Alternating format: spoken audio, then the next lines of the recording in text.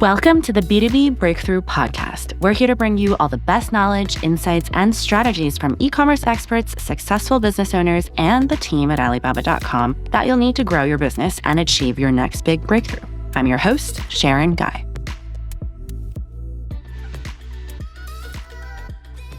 Our guest today is Mike McClary, the current CEO of Amazing.com, president of Zoof, and president of Intervine Consulting. He's an entrepreneurial mentor and coach who's helped businesses far and wide get off the ground and break through into the major online retailer marketplace. On top of his current role at Amazing, Mike is also the president and founder of Intervine Consulting, an independent technology and consulting firm focusing on product development and business management, and is also the president of Zoof Seller Software, which enables entrepreneurs to check their sales performance, monitor keyword rankings, and measure true profitability. Welcome, Mike. Awesome. Thanks, Sharon. Great to be here. It's always good to hop on with anyone from the Alibaba team. So, Mike, would you like to start us off by just letting us know how you got started? So I got into this crazy world of brands and e-commerce in 2013. Before then, I had been working as a consultant and also as a finance director after that for a major telecom company. It was a great company, great people, had a lot of great friends there. But I realized that it wasn't like there was no big future for me there. I mean, I could move up the corporate ladder if I wanted to, and I had done pretty good there, but I was traveling like an hour back and forth to work in St. Louis. There's a lot of traffic from where I am to get over there. My kids were really young at the time, so I was missing out on spending time with them. And I was working a lot of long hours as well. And I kept thinking, there's got to be a better way, like a better type of business that I could take on or build, whatever. And then I just happened to get one of those thousands of emails people get all the time. Like, have you tried out this course? Have you tried this training? And this course at the time was called Amazing Selling Machine back then. And had no idea. Terrible name. Absolutely terrible name. But I actually went through this training program called ASM or Amazing Selling Machine, and it opened my eyes to this whole other business model that I never knew existed, that you could build your own brand of products and actually create a real business out of it. I had thought that every product that I bought was actually that company had a manufacturing plant and they're making all those things. But in reality, there's tens of thousands, if not more, of these really great manufacturers in the world that do what they do best. And then all these other big brands that we're aware of, they just kind of market and build out the brand, but they do a lot of outsourcing of the manufacturing to where these plants do it. Never knew that as a possibility. Launched my first product within a few months after getting all this training, and decided never to go back to the corporate world again. Within a year, I was able to quit my job, do my own business full time. I sell camping gear like lanterns, flashlights, and stuff like that, and I absolutely love doing it. And then that was like the first year of like actually becoming an entrepreneur. But soon after that, I started mentoring and teaching and coaching people, and actually became business partners with Matt Clark and Jason Katzenbach, who ran the company that actually trained me on how to build this business. And I became a part owner of the company a few years after that, actually now leading the company, training people that had trained me, which kind of a cool, circular event that came out through my life. And then we also decided, because we didn't have enough to do, to acquire a software company a few years back and put me in charge of that. And so now I'm doing all three of those things. And as I talk about all that, I feel really tired now that I have a lot of work going on. But it's a good tired. Yeah. I love what I do. Absolutely. Yeah, I recently saw this thing that Sam Altman said, where he said, true burnout is when you're doing a lot of things, but it's not working out. But when everything is going great, that overworked is actually energizing you. So I'm sure that's exactly what happened to you at Amazing. 100%. I saw a similar thing. I can't remember who it was, but it was stress is doing work that you don't enjoy doing. But having inspiration is doing work that you love doing. And I think that's exactly where I'm at right now, which means that I don't mind working as much as I do, because it's not really work to me anymore. Do you still have that camping gear brand that you first started? Yeah, I still have lanterns, flashlights, headlamps that I started 10 years ago. I've dabbled in some other brands as well, because one of the things that we like to do when we teach people is we don't just want to teach theory.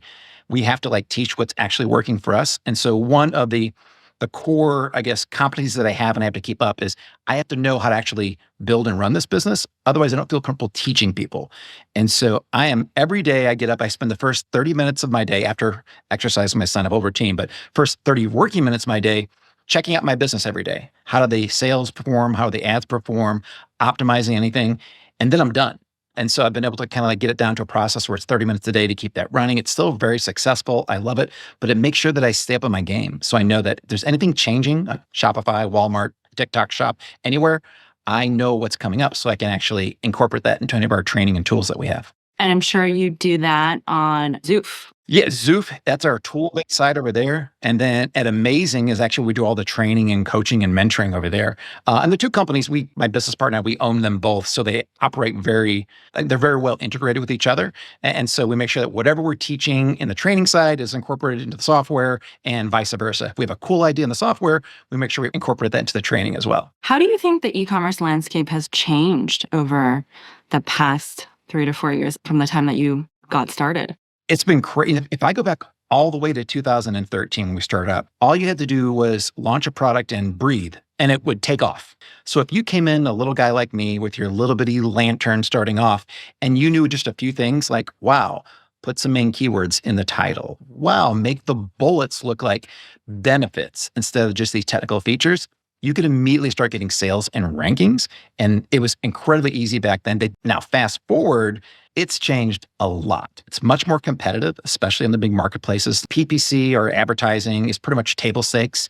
You have to do it now because if you don't, you can't get visibility, especially starting out. You just won't really get people to even see your product out there.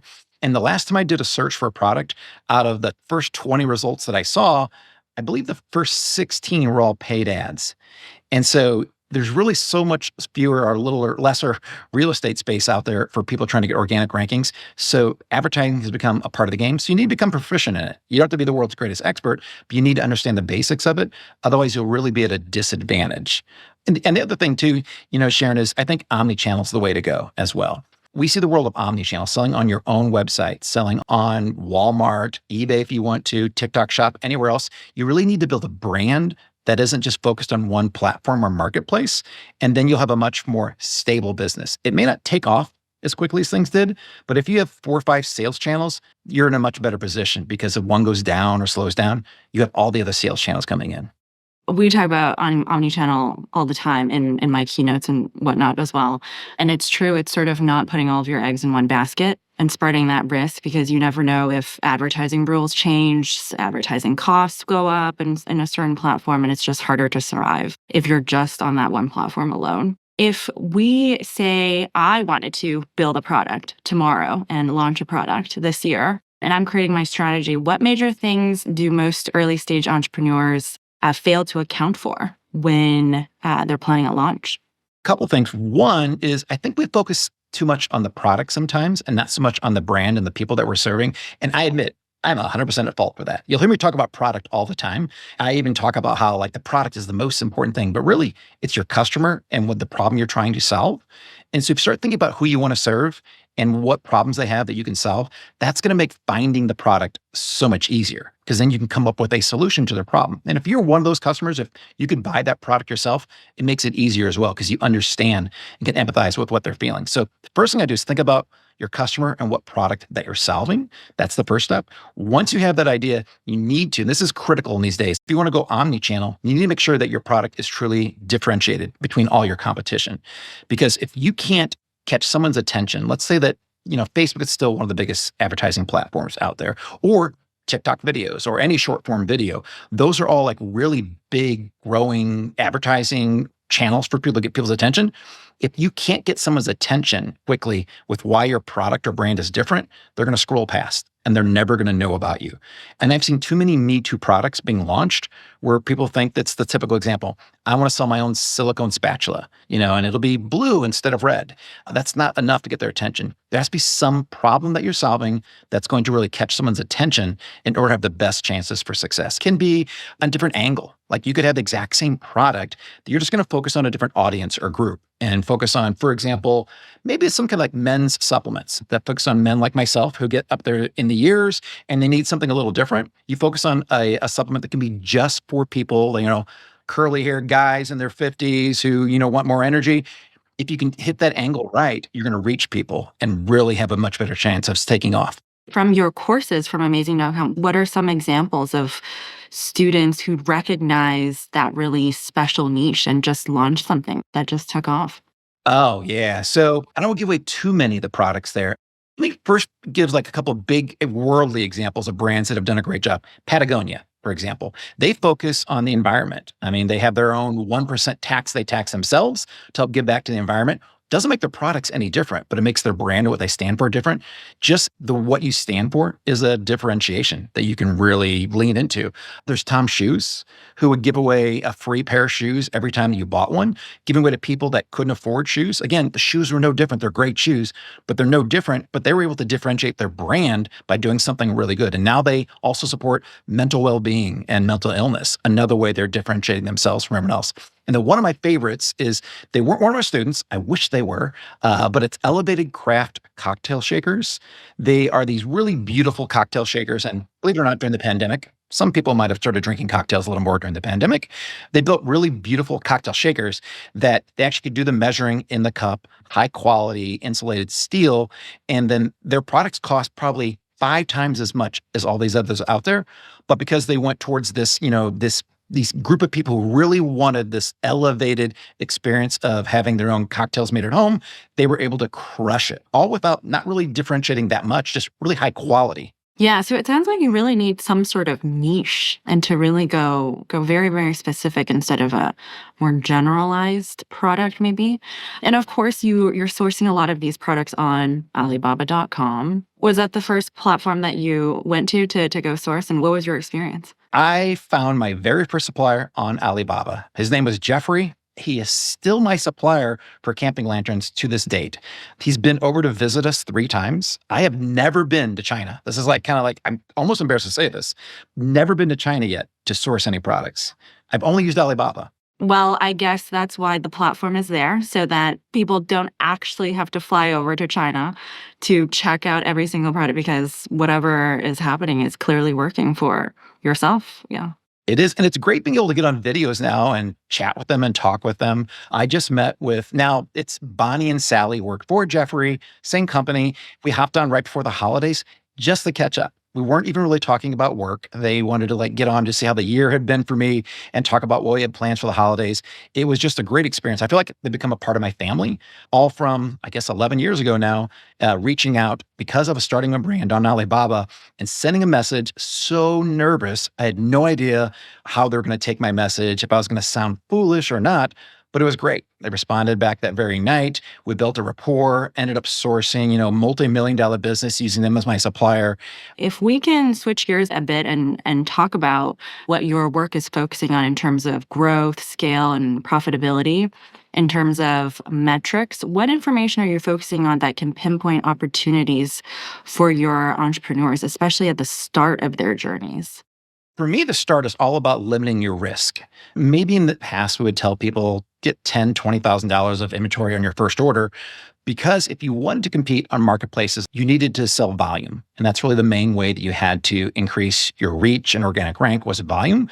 But I feel it's just too risky right now. I wouldn't want anyone to go out there and spend more than $3,000 to $5,000 on inventory. You can even do it for less than that if you want to. But for me, it's all about limiting your risk to make sure that no matter how smart we think we are, no one has any idea whether the product or idea you have is really going to be successful. So I want everyone to go in a little small. Don't go in like gangbusters with all the guns loaded. Limit your risk on the amount of inventory that you're first getting, and just try. So it doesn't have to be the perfect product starting out right now. Just something that is a little more customized than what you might think that what everyone else is out there.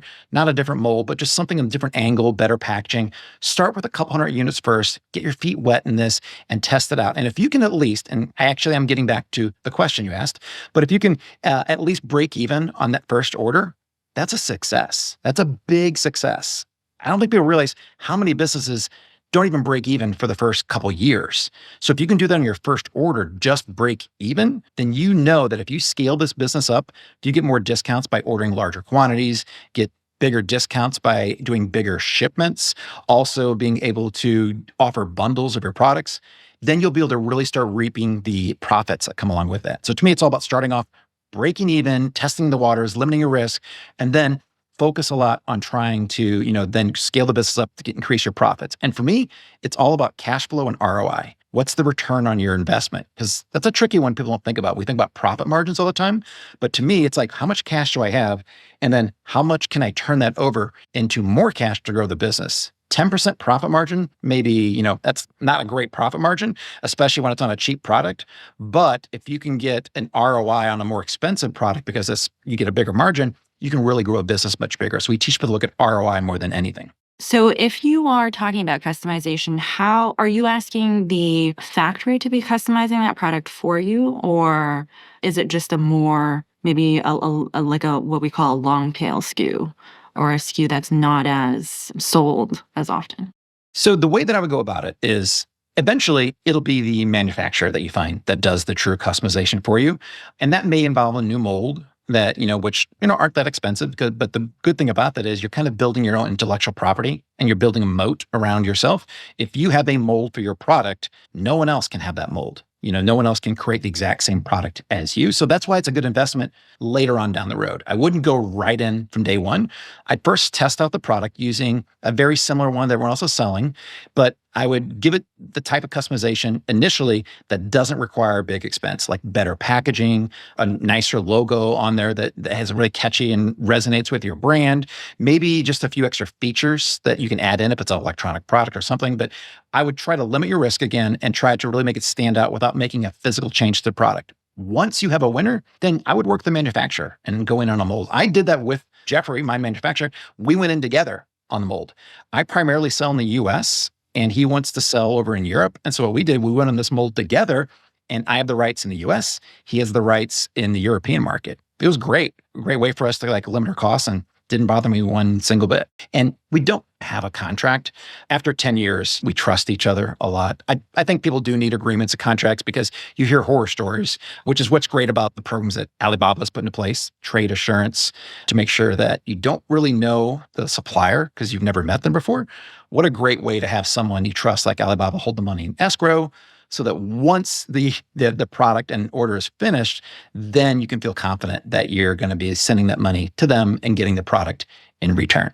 But I imagine before you ask for that type of customization, that there's a lot of relationship building that needs to happen. The manufacturer has to trust you have to trust them in doing that product. So how would you go about building that rapport with them? The first part is going to sound a little cold and business-like, but the best way to build a relationship is to sell a lot of their products. If they actually have faith that you're going to be a good long-term customer of theirs, then they are going to invest their time and take a risk on you as well. But if you're just starting out and you don't really go all in on this, you only sell a few hundred units and you never increase the order amount that you're getting from them, to them, it's more of a hindrance than an opportunity. And so the best way is just really put your full effort into this and sell that first batch, especially as hard as you can, and then the second one as well. And once you've got at least 2 orders where you're ordering more and more units each time after that, they are going to want to take more of an interest in you because they see you as a potential opportunity. And it's not being cold on their side. They just have,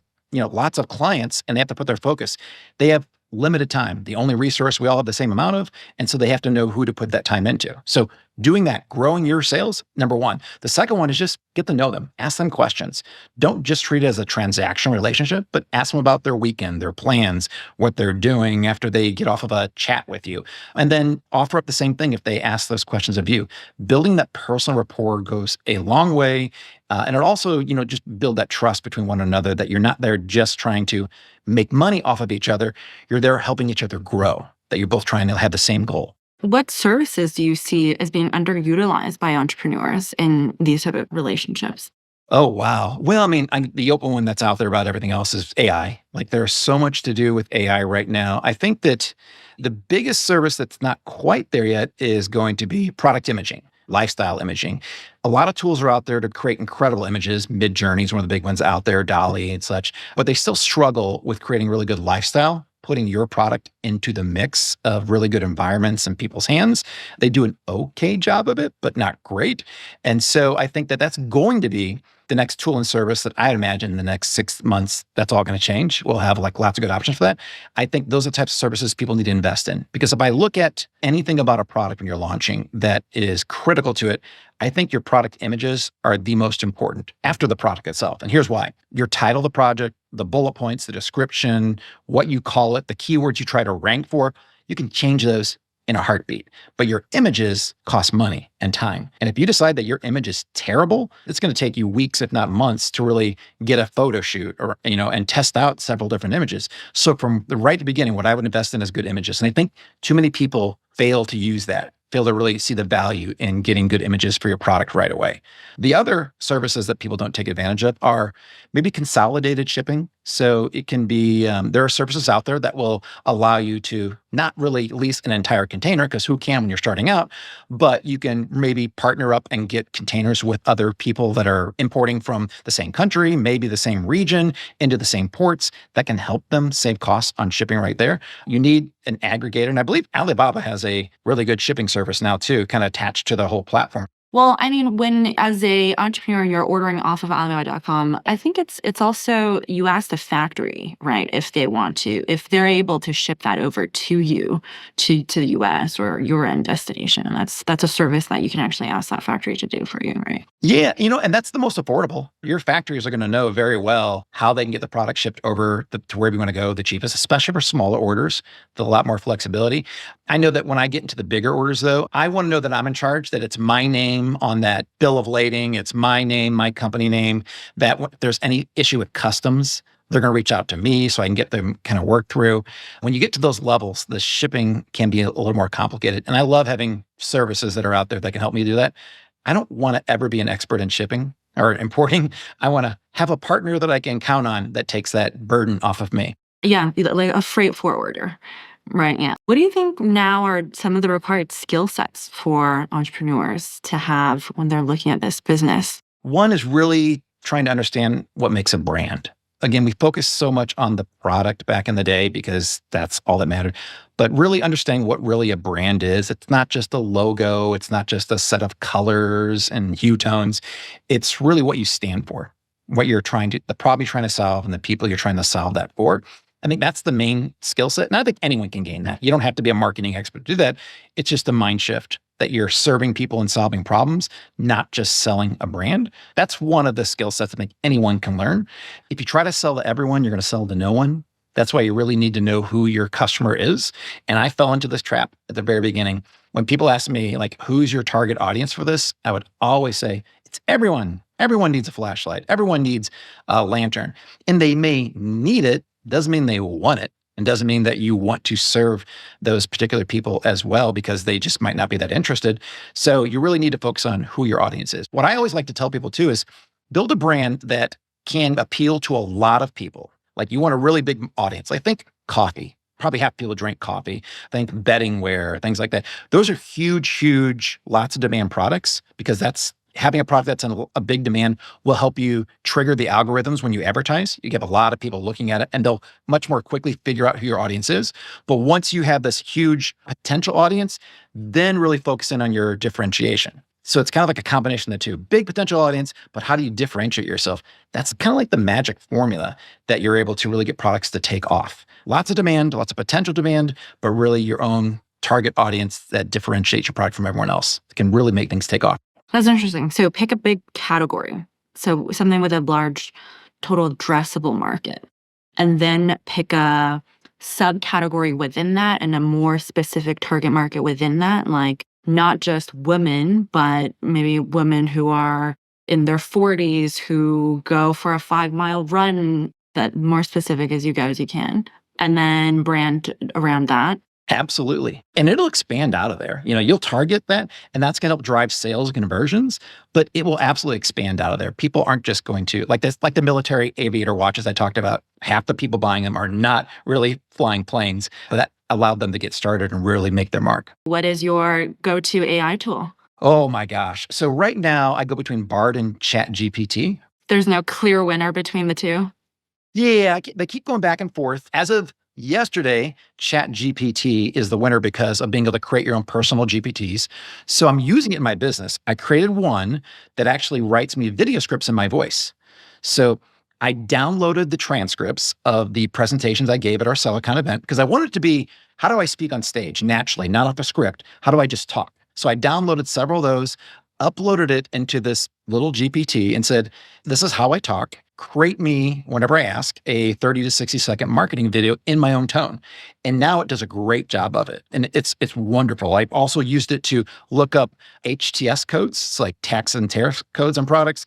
And I also use it to talk about the late, great Charlie Munger, one of the owners of Berkshire Hathaway. He passed away. So I uploaded a bunch of his transcripts. And now whenever I want to talk to Charlie, I go into my own personal ChatGPT and ask him a question, and it sounds just like him. So those are two of the text-based language tools that I use. There's so many other tools out there, though, Sharon. What do you think are some of the early signs that these entrepreneurs can identify that point to a breakthrough when they're first starting out? Like at what point, and I know you mentioned sales orders around, was it the 200, 300 mark? Is that what you would use as an indication, or are there other indicators? The sad truth about one thing is the moment you realize that your product is taking off, it's usually too late to reorder and stop that from taking off, because it's a slow ramp up at times. And then it's usually, 30 to 60 days minimum to reorder that inventory anyway.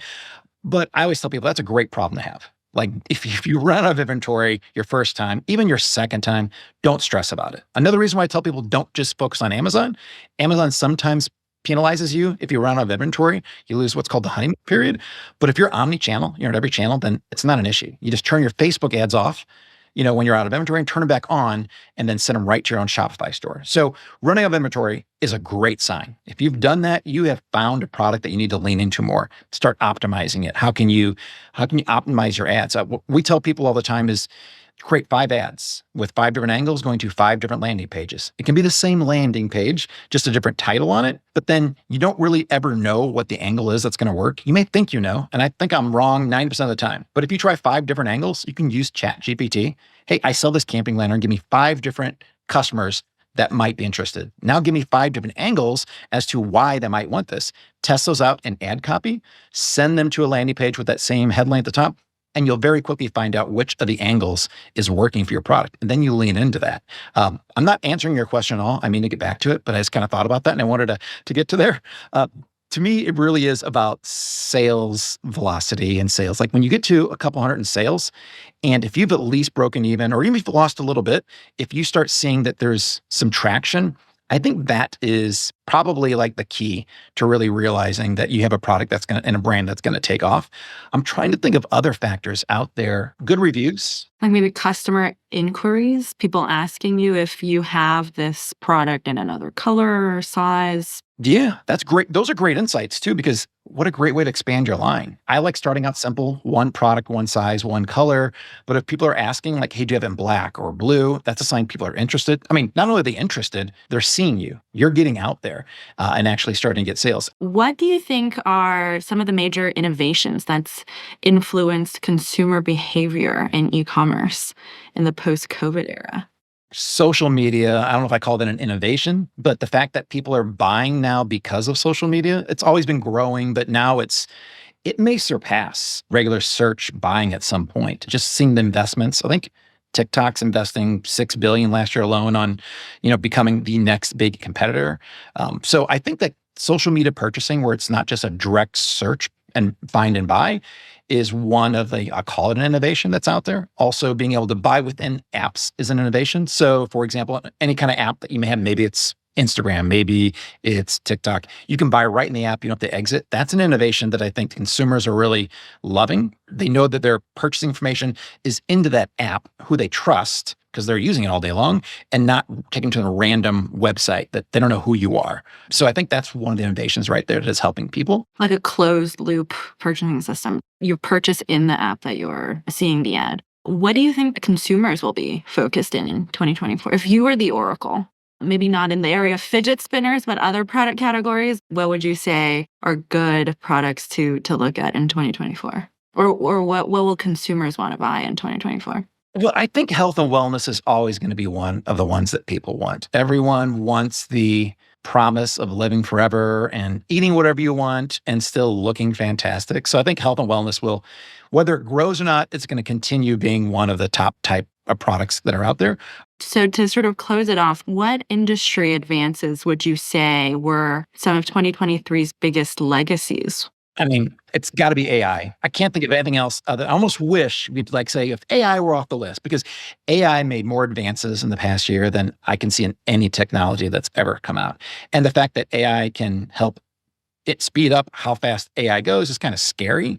It's kind of like, what do they say that, transistors will increase or double in their speed every certain number of years because they just know the math works out.